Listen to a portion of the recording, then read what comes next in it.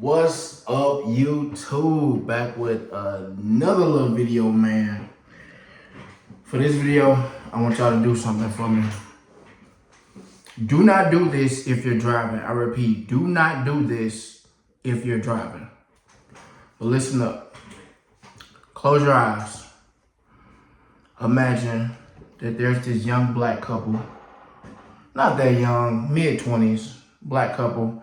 They're standing in their living room and a car pulls up. They're looking outside at the big window and they see a car pull up, and it's the male's best friend. And the wife, she starts to grumble and complain. She's like, him again. Why are you even friends with him? I can't stand him. I hate him. And the guy's like, oh, babe, chill out. Don't be like that. He's a cool dude. All right, now I want y'all to snap back to reality. The whole time that the wife hates her husband's best friend, she's sleeping with him behind his back. The husband had no idea. The friend, he walks in, he's a cool dude, light-skinned dude, wavy, good hair. He's got deep waves in his hair. And he plays it off. He's like, oh, man, why she don't like me, man? The whole time, he's sleeping with his best friend's wife. That was a reality for me. That was my parents. The guy's name was Floyd, and it was my dad's best friend. And my mom swore she hated this man. Whole time they were sleeping together.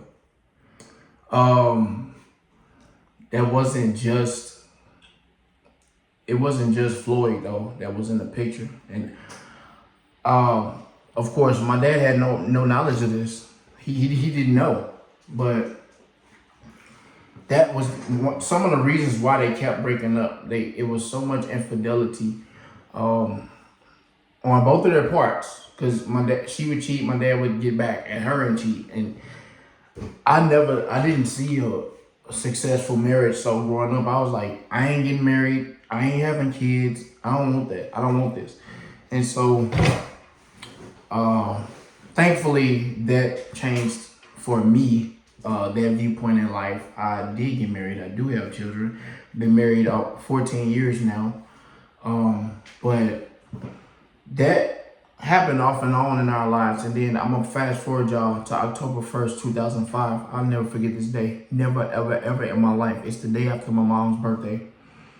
My mom went out with some girlfriends and they partied that night, September 30th. My dad, he didn't go. He just stayed back and let her have her fun. He's like, have your fun, do whatever. Come back.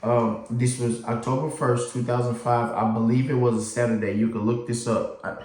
I believe it was a Saturday. It was a bright sunny day in St. Louis. Matter of fact, I'm gonna look it up myself.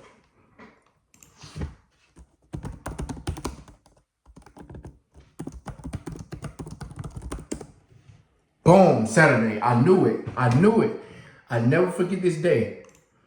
It was a Saturday because I wasn't in school. Me and my sisters, we were all at home. It was a beautiful, bright, sunny morning.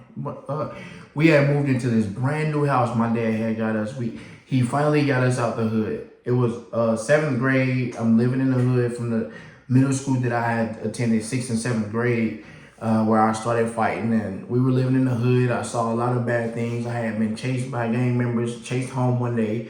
Like it was bad. And so I never saw, I didn't have any hope as a young black man growing up in the hood. I didn't have hope. I didn't see anything different. I didn't see successful people. I saw successful drug dealers and successful athletes, and they got all the girls and they had all the money. So I'm like, hey, maybe I was always hooping in the alley, but I'm 5'8". I'm not tall. So there wasn't a thing for me that was going to happen. And so I was either doing that or fighting until one day, I'm going to get back to the story, but just listen up.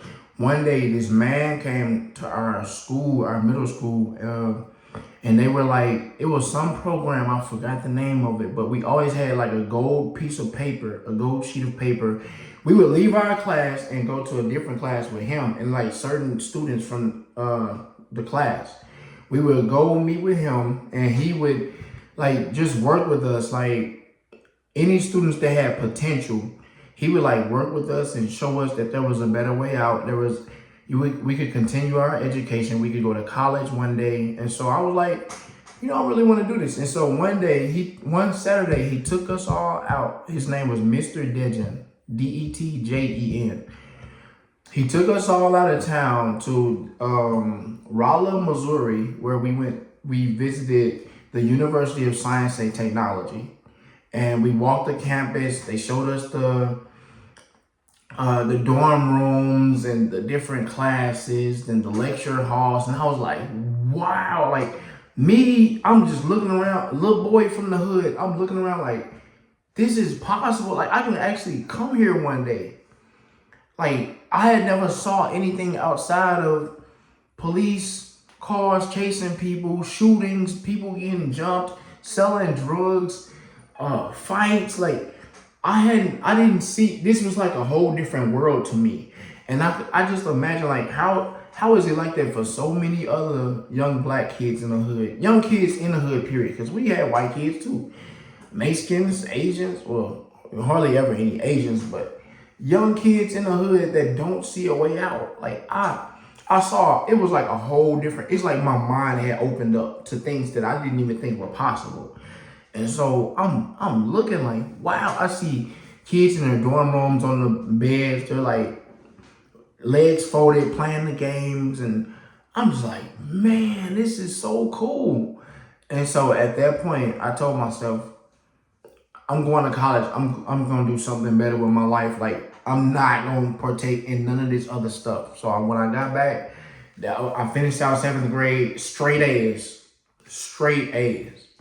And that summer, my dad had finally got a loan from the bank to get us a new house in the suburbs of St. Louis. Moved us from the hood, moved us to the suburbs. Beautiful house. This house had 3 bedrooms, 2 bathrooms, upstairs, 1 bathroom in the basement. It was a bar in the basement, a jacuzzi in the basement. Like this house, I was like, man, God, I was just praying and thanking God so much. I'm like, man, my life has finally changed for the better. I was going to a better school where I could get a better education. And that we moved into the house that July of 2005. And August, September, I started school. I was in school for 2 months, two and a half months before this happened. So October 1st, 2005, I'm bringing y'all back up to speed. Beautiful Saturday morning. My mom's actually, she was cooking, she had cooked breakfast. It was some eggs or something like that. And I can't really remember what else, but she cooked breakfast, we ate. Everything was fine, everything seemed cool. She in the basement reading her Bible, just sitting on the floor. And my dad's like, hey, Sheen, go to the trunk. I got you a new controller for your PS2, PS3, PS2. It was a PS2. I was like, okay. So I'll go into the garage, go in the trunk, get the PS2 out. Then he said, hold on, I think I need to get something else out of there. So he took the keys and he went and got something. When he looked, he came back in the house in a rage. I'm talking mad, so mad. And I'm like, what's going on? He holding some flowers and he threw them he went from the garage, because like the garage was right here and the basement door was right here. So he came from the garage, went straight down the steps to my mama. He had some flowers in his hand. He threw them at her. He was like, what the F is this? And it was just a blow up from there. She like, you're acting like the devil. Like, I'm reading my Bible and you come here with it. Come to find out, the night before, she spent her birthday with another man. Not his best friend, some other man. And the man had given her flowers and a card. And my dad found it because she had it in her trunk. And my dad blew up. And from there, I think things got physical. They come up the basement steps and they're fighting still. my dad somehow he went outside the house. He was about to leave, but my mom, she grabbed the knife out the kitchen drawer and she just started carving, like cutting all his arm up and all blood. When I tell you this looked like a movie, it was right hand to God. It was blood everywhere. It was on the ceiling, the wall, the door, the countertop, the floor, blood spots on the floor from where he was walking. It was blood everywhere. And so somehow he ended up outside the house. He walked around because we had sliding glass doors at our kitchen. So he was trying to get into the door, but we had like a broom on the floor to keep the door from sliding too, to keep it shut. It's like our extra lock on the door just so people couldn't break in. So the broom stick was laying down there so he couldn't slide the door open. And my big sister was like holding it shut, trying to keep him out. Because we like, man, we don't want him hurting mama. At this point, us kids, we didn't know what happened. One minute we chilling, it's Saturday morning. Next thing you know, all hell broke loose. And so I grabbed my little sister. I'm in 7th grade. She was probably going to the 5th grade. I grabbed her and I took her. I was like, let's go for a walk. Let's go. So I took my little sister. We walking up the street. We had this beautiful neighborhood, so beautiful, and it was a lake. So I was like, let's walk to the lake. Let's just go to the lake real quick. So I took her. We went for a walk. She's all scared and crying. I'm like, calm down. It's gonna be okay. It's gonna be okay. I had to take her out that situation. So I took her walking. I was about 12 at the time, 13. But we went for a walk and we hit the lake, and then we finally came across the street and came back. I'm like, I hope it's all died down at this point. So we walked back. At this point, my mom yelling in the street. She's throwing a knife at his car as he's pulling off. And her shirt is open, her bra is showing. I'm like, I was so, when I tell you so embarrassed, dog, and this is a beautiful neighborhood. I know everybody is in their windows right now at this point. It's a beautiful Saturday morning. The street is quiet. I know people are watching them. And of course, I saw people watching. And I had made a friend at that point in one of the houses close. So I ran to his house, knocking on his door. I'm like, hey, I need your phone. I need your phone. So he gave me his house phone. I called the police. When I tell you it took them so long to get there, I guess it wasn't a priority for them. I don't know, but I told them, I was like, my parents are fighting. Maybe that's why they didn't come in a rush, but I didn't mention anything about the knife. I didn't mention there was blood everywhere. I just said my parents are fighting and I need y'all to come now. And I hung up, I ran back to our house. It took them probably an hour or two to actually come, and the police station was right up the street. And I'm like, at this point, I was like, dude, what happened? I'm like, everything was perfectly fine. And then it just blew up. And so we went through that. Police finally show up like 2 hours later, man. It took them so long. And so we all telling our story. They're writing stuff down. They taking pictures of the incident. They're like, man, he's going to be at a hospital. I mean, I see all this blood. He's not.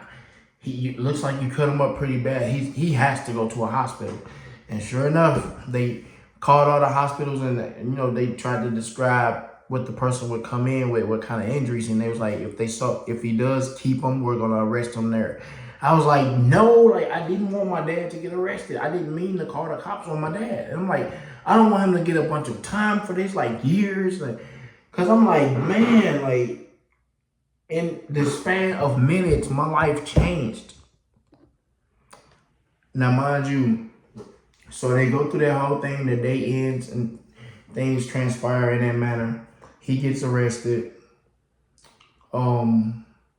It's so messed up, man, because, we had just had this big, beautiful house. Everything was, we still were unpacking. We still had boxes. Mind you, yeah, we moved in July, but we still were unpacking. We weren't even, I was still sleeping on the floor. I had a bunk bed with no mattresses on it. I was making a pallet on the floor. I didn't even have a bed. We couldn't afford furniture. So it was so crazy, man. So a few weeks go by, like a week or two later, I'm we running out of food because my dad was the breadwinner. Like my mom, she was a CNA, but she had she had lost her job, I think, and I think she was trying to go back to school for something. I think to be a registered nurse, but we were running out of money, man. So I had this Game Boy SP, and I took it to school and I sold it for $100. That and the Pokemon game that I had with it, sold it for $100 bill from this guy in my class, and I was like, man. So I took that $100 bill and I walked, got off the bus one day and I walked to Quick Trip. I got us some bread, noodles, crackers, just something to eat, man. We didn't have any food in the house. Had this big, beautiful house, and we didn't have any food because my dad was gone. He's in jail. I'm like, I don't want him to lose his job. Like, it was crazy, man. So a few more weeks go by. It's Halloween. I take my little sister out trick or treating. I had like this football outfit on it. I don't know what she was, man, but I remember because it was kind of drizzling that night.